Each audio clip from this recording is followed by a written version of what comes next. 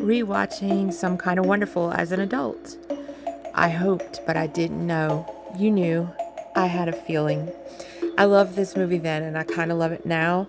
Mostly, I remembered it as a romantic movie, and I didn't realize when I was renting it in the 80s that I was a little kid like Candace Cameron Bure's character. She's a year younger than me, and I was looking at people in their 20s playing teens and thinking I related. So I didn't get concepts like friend zone, stalking, emotional abuse. But it does still feel like the same movie I liked almost 40 years ago. I can't believe the younger sister was played by Candace Cameron Bure. She displays more wit here than all those Hallmark movies where she played a sleuth. And I like Hallmark. The middle sister, Laura, is way less annoying than I remembered. She stuck up for Keith when she overheard Hardy at the mall planning to beat him up. That scene where she screams because her dad knocks on the classroom door is funny in an unhinged way, like a scene from Better Off Dead in the middle of a teen drama. And P.S., the actress Freddy Krueger pulled into the TV in Nightmare on Elm Street 3 is one of Laura's friends. The enemies to friends thing with Keith and Duncan aged well, even if Duncan started out as a dick. The desktop artwork, notebook artwork exchange in detention was cool. But mostly I remember the feeling of relief seeing Duncan show up with the punk kids to Hardy's party.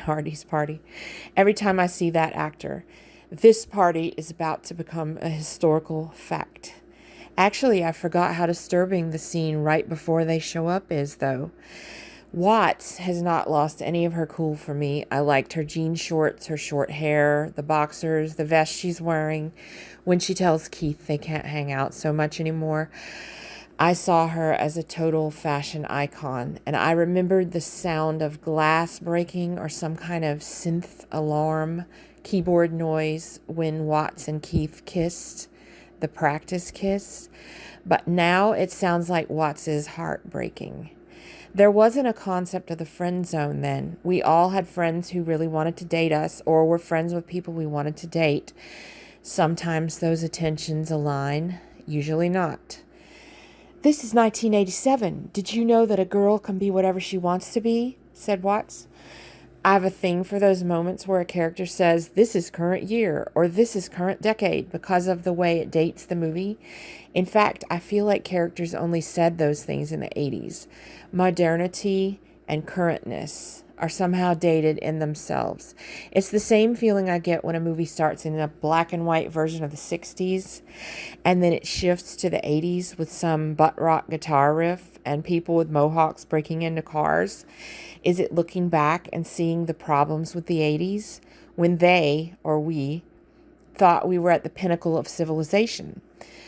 There's this psychological study by Daniel Gilbert and his team called The End of History Illusion. It basically proves that humans always think the present moment is the final destination. And I think pop culture in the 80s did that thing. You can sit there all day and talk about all the stuff in John Hughes movies, which he wrote and produced this, that didn't age well. But man, Hardy Jins going in the girls' locker room is extra gross. I love the gym teacher kicking him out, though. It's a sharp contrast to the driver's ed teacher who was a total creep. And Keith was a stalker. And we didn't have a national conversation about that yet. I always remembered the smug expression on Amanda's friend Shane, and I didn't know about negging yet, but I never forgot what an asshole Hardy Jins was.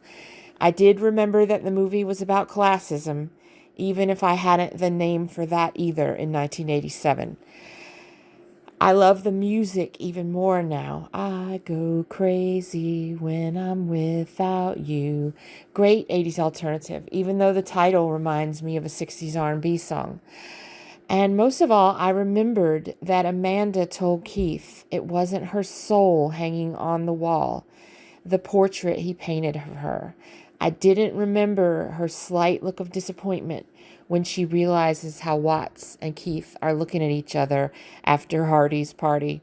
But man, did I remember our Amanda Jones saying, "It's gonna feel good to stand on my own." So that was a good ending.